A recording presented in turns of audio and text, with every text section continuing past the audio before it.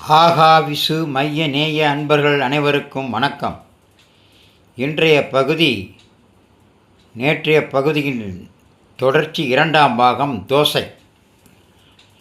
நேற்று முதல் பகுதியில் அக்னி, ராகு, கேது எல்லாம் பார்த்தோம். அரிசி, சந்திரன் ஆக 3 கிரகங்களை பார்த்தோம். சூரியன், சந்திரன், ராகு, கேது. இன்று புதன். இந்த தோசையில் புதன் எங்கு இருக்கிறது என்று பார்க்கலாம். புத பகவான் தோசை மாவில் சிறிதளவு சேர்க்கப்படும் வெந்தயம் புதன் பகவான். இந்த வெந்தயம் புத்திசாலித்தனத்தையும் அறிவையும் குறிக்கும் புத பகவானின் தத்துவத்தை எடுத்து காட்டுகிறது.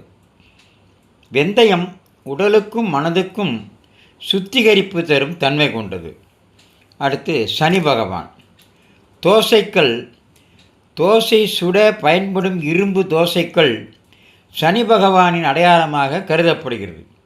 சனி நிலைத்தன்மை, பொறுமை மற்றும் ஒழுக்கத்தை குறிக்கிறது.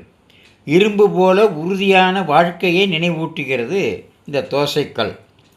அடுத்தது செவ்வாய். தோசை நிறம் சிவப்பு. தோசை வெந்து வரும்போது அதன் மேற்பரப்பில் தோன்றும் சிவப்பு அல்லது தங்க நிறம் செவ்வாய் பகவானின் சக்தியை குறிக்கிறது. தோசையை சாப்பிடும் மனிதர்கள். இந்த ஆன்மீக விளக்கத்தில் மனிதர்களுக்கும் ஒரு இடம் உள்ளது. ஆண்களில் குரு பகவான், பெண்களில் சுக்கிர பகவான் என்ற தத்துவம் அடங்கியிருக்கிறது. இதனால் ஒரு சாதாரண தோசை உணவில் கூட நவகிரகங்களின் சக்திகள் அனைத்தும் ஒன்றாக இணைந்திருப்பதாக சொல்லுகிறார்கள். தோசையின் வடிவம் பிரபஞ்சத்தின் அடையாளம்.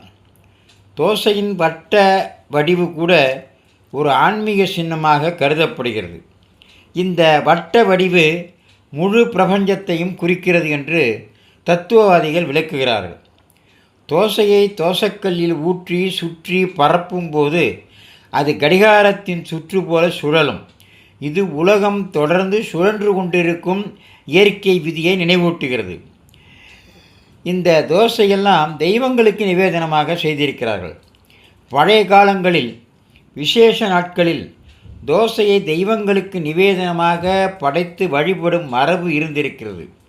இது ஒரு சாதாரண உணவல்ல, பிரபஞ்சத்தின் சக்திகளை உள்ளடக்கிய புனித உணவு என்ற நம்பிக்கையால் தான் இந்த மரபு உருவானது.